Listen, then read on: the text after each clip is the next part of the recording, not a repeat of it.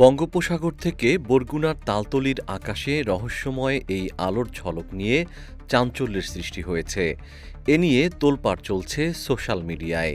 ৮ মে সন্ধ্যা ৭টায় বরগুনার তালতলীর আকাশে দেখা মিলেছে এই অদ্ভুত আলোর প্রতিফলন।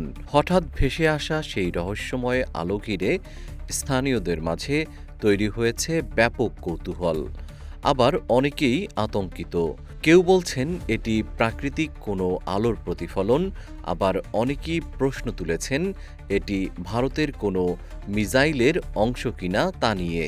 এর আগে ২০২৫ সালে বঙ্গোপসাগরের উপকূলবর্তী এলাকার আকাশে রহস্যময় আলোর ঝলকানি দেখা গিয়েছিল।